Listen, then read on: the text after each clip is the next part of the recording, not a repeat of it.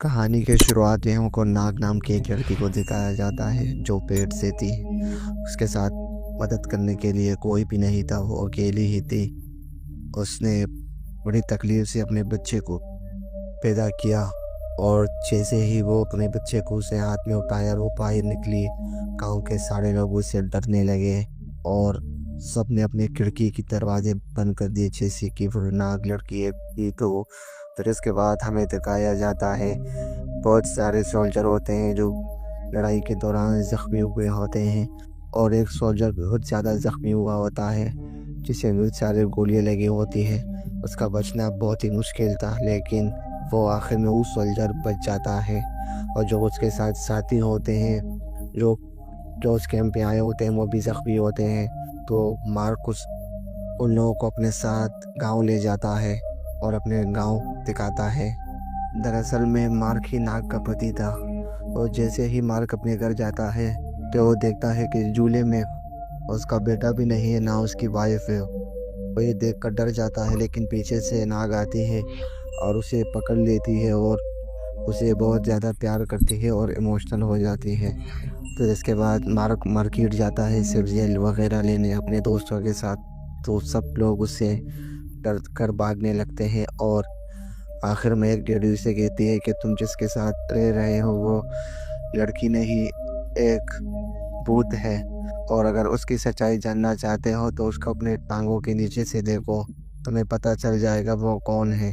उसका बेटा आके उसे चुप करवाता है कि हम भी चुप हो जाओ, हम भी चुप हो जाओ। मार्क और उसके फ्रेंड एक जगह पर बैठे होते हैं और मार्क के फ्रेंड मार्क के ऊपर भी हंस रहे होते हैं और उस गांव वालों के लोगों के ऊपर भी हंस रहे होते हैं कि ये नाग को भूत क्यों समझते हैं, वो तो बिल्कुल सही है। फिर मार्क के दोस्त और मार्क के घर को रिपेयर कर रहे होते हैं तो मार्क का दोस्त देखता है कि उधर ज़मीन के अंदर एक लाश पड़ी होती है जिसके हाथ में एक अंगूठी भी थी। जैसे ही वो अपने दोस्तों को बताने लगता है तो उसके ऊपर सारी मक्खियाँ हमला कर देती हैं और उसके चेहरे पे काट लेती हैं, जिसकी वजह से वो कुछ बोल नहीं पाता। और उसके बाद पढ़ा लिखा तो होता, वो अंदर आता है, वो अपने दोस्तों को लिख कर बता देता है कि नाग एक भूत है और उसने इस लड़की को मारा है। जैसे ही मार्क के दोस्तों को पता चलता है कि नाग एक भूत है तो वो लोग भागने की बुराक में होते हैं, लेकिन फिर उससे उन लोगों को मार्क का ख्याल आ जाता है कि मार्क को हम एक भूत के पास नहीं छोड़ सकते। फिर वो लोग फैसला करते हैं कि हम मार्क को सब बता देंगे कि नाग भूत है। फिर वो लोग नाग के घर पे जाते हैं और जैसे ही वो लोग मार्क के घर पे जाते हैं तो वहाँ पर वही लड़का आ जाता है जो बाजार में था। उन लोगों को कहता है कि मेरी माँ को नाग ने मार दिया है और वो रो रहा था क्योंकि उन लोगों ने तुम लोग को सच्चाई बताई थी, जैसे उन लोगों ने मेरी माँ को मार दिया। और बहुत रो रहा था और जब जा रहा था फिर भी कह रहा था कि मेरी माँ को नाग ने मारे, मेरी माँ को नाग ने मारे। तो इसके बाद उसके दोस्त बहुत ज़्यादा डर जाते हैं क्योंकि हमने अगर मार्क को नाग की सच्चाई बता दी, ऐसा ना हो कि नाग हमको भी मार दे। वे लोग बहुत डर जाते हैं। उसके बाद वो खाने के लिए बैठते हैं। जैसे ही खाने के लिए बैठते हैं तो वो देखते हैं कि मार्क उसे कहता है कि देखो मेरी बीवी ने कितना अच्छा खाना बनाया है, लेकिन दरअसल वो खाना नहीं होता, कीड़े मकोड़े और पत्ते होते हैं। लेकिन वो लोग उसको बता भी नहीं सकते थे कि पत्ते कीड़े मकोड़े हैं। उन लोगों के दोस्त वो खाना खा लेते हैं। फिर उसके बाद जैसे ही वो लोग वो खाना खा लेते हैं, वो लोग उन लोगों के घर में नहीं सोते, दूसरी जगह पर सोने के लिए चले जाते हैं। तो मार्क उन लोगों से कहता है कि तुम लोग ये हरकतें क्यों कर रहे हो और क्यों उधर सोने के लिए जा रहे हो।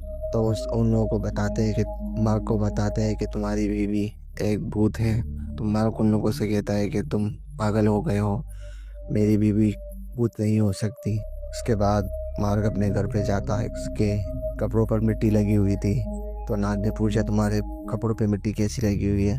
तो नाग उसे कुछ नहीं बताता, उसकी तारीफ़ों में मसरूफ़ हो जाता है, उसकी तारीफ़ें करता है। नाग भी ये देखकर खुश हो जाती है। और इसके बाद हमें दिखाया जाता है दोनों एक मेले में चले जाते हैं। नाग ने एक मास्क पहना होता है कि मुझसे लोग ना डरें। जिसके बाद कोई गेम खेलते हैं जिसपे बहुत सारी पेप्सी की बोतलें पड़ी होती हैं, जिससे मार्क मार रहा होता है लेकिन बार बार मिस हो रही होती हैं। तो उसके बाद नाग अपनी शक्तियों का यूज़ करके उस सारी बोतलों को गिरा देती है। इससे हमें पता चलता है कि नाग असल में एक भूत है। फिर उसके बाद वो एक झूले में बैठते हैं और नाग उसे कहती है अगर मैं मर जाऊँ तो तुम क्या करोगे। तो मार्क उसे कहता है अगर तुम मर गई तो मैं भी मर जाऊँगा। फिर मार्क के दोस्त मार्क को अगवा करने का प्लान बनाते हैं और मार्क को अगवा कर लेते हैं, लेकिन मार्क उन लोगों के इरादे समझ गया था। उन लोगों से कहता है कि ये बकवास बंद करो और तुम लोग क्यों नहीं समझ रहे हो कि नाग एक भूत नहीं है। मैंने अपने टांगों के नीचे से भी देखा है कि नाग एक भूत नहीं है, तुम लोग क्यों नहीं समझते हो। और ये कहकर वो चला जाता है। तो उन लोगों का एक दोस्त कहता है क्या पता कि हम नाग को भूत समझ रहे हो, भूत दरअसल में मार्क हो, क्योंकि इतनी गोलियां लगने की वजह से ये मरा नहीं, या कोई मुआवजा तो नहीं हो सकता। तो वो सब दोस्त उस लड़के की बात को मान लेते हैं और मार्क को ही भूत समझने लगते हैं। फिर उसके बाद वो नाग के पास जाते हैं और नाग को कहते हैं कि तुम्हारा जो शौहर है वो दरअसल एक भूत है और तुम्हें हमारे साथ चलना चाहिए। तो वो लोग ऐसा ही करते हैं, नाग ऐसा ही करती है। नाग उन लोगों के साथ कश्ती में बैठ जाती है। जैसे ही वो लोग कश्ती में जाने लगते हैं तो कश्ती में बहुत ज़्यादा बंदों की वजह से कश्ती आगे नहीं बढ़ पा रही थी।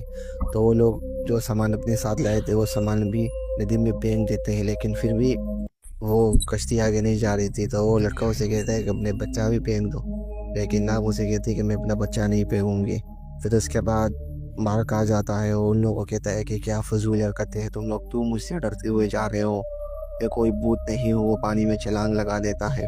जैसे ही वो पानी में छलांग लगा देता है तो उसके दोस्त डर जाते हैं और जल्दी जल्दी किश्ती चलाने की कोशिश करते हैं, लेकिन मार्क उन लोगों तक पहुंच जाता है। फिर उसके बाद वो लोग मार्क उन लोगों तक पहुंच जाता है। फिर जैसे ही उसका दोस्त टांगों के नीचे से देखता है तो सच में ही नाग एक भूत थी। वो लोग समझ जाते हैं कि नाग की एक भूत है। उसके बाद वो नदी में छलांग लगा देते हैं और मार्क को अपने साथ ले जाते हैं। इसके बाद मार्क के दोस्त मार्क को एक टेम्पल में ले जाते हैं। वहाँ पर एक मोम बैठा होता है। ये लोग मोम को सारी बातें बता देते हैं। फिर उसके बाद मोम मोमबत्तियों के अंदर और लोगों के हाथ में धागा दे देता है। जैसे ही अमल पूरा होने वाला होता है तो वहाँ पर नाग आ जाती है और नाग को देख के मार्क नाग की तरफ जाने लगता है। तो वो सब दोस्त मार्क को रोक देते हैं और ये देखकर नाग बहुत ज़्यादा गुस्सा हो जाती है और उल्टा लटक जाती है और इन लोगों से कहती है कि तुम लोगों के साथ मसला क्या है, तुम मुझे मार्क के पास जाने क्यों नहीं दे रहे। तो वो लोग उसे कहते हैं कि तुम अपनी तरह मार्क को भी भूत बनाना चाहती हो और तुमने उस शॉपकीपर को भी मार दिया। तो वो नाग अपने डिफेंस में कहती है कि मैंने उस शॉपकीपर को नहीं मारा और ख़ुद नदी में गिर के मर गई थी। इन लोगों की बातों की वजह से नाग को रोना आ गया और नाग रोते रोते कहती है कि मैं मार्क के साथ अपने कुछ लम्हात गुजारना चाहती थी, लेकिन तुमने ये भी होने नहीं दिया और मुझे मार्क को मुझसे दूर कर दिया। मैं मार्क के लिए इस दुनिया में ठहरी हुई हूँ क्योंकि मैं मार्क से बहुत प्यार करती हूँ, क्योंकि मैं मार्क के साथ बहुत प्यार करती थी। इस वजह से मैं इस दुनिया से नहीं जाना चाहती थी और कुछ लम्हात मार्क के साथ गुजारना चाहती थी। यह सुनकर मार्क भी रोने लगा। नाग ने अपने हाथ लंबे किए और मार्क के आंसू पहुँचने लगी। ये बहुत ही इमोशनल सीन था।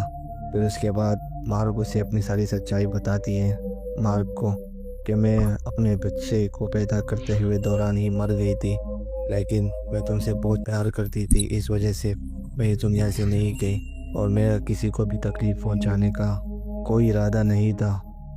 मैं तुम्हारे प्यार की वजह से यहाँ पर ठहरी हुई हूँ। बस उसको मार कहता है कि मुझे भी सब कुछ पता था कि तुम एक भूत हो। मैंने जब अपने टांगों के नीचे से देखा तो तुम मुझे एक भूत नज़र आई। फिर उसके बाद मैंने तुम्हारी कब्र को खोल के देखा। जैसे ही तुम्हारी कब्र को मैंने देखा मैं तुम्हें अपने सीने से लगाया और रोने लगा। उसके बाद जो मेरे कपड़ों की मिट्टी लगी हुई थी वो दरअसल में तुम्हारी कब्र की मिट्टी ही थी। मुझे पता था कि तुम मर गई थी। मैं तुम्हारे साथ ऐसे रहने के लिए भी तैयार हूँ। फिर उसके बाद ये दोनों गले लग जाते हैं और उसके दोस्त भी ये कहते हैं कि मार्क को नाग के साथ रहना चाहिए। फिर इसी के साथ ये कहानी यहीं पर ख़त्म हो जाती है।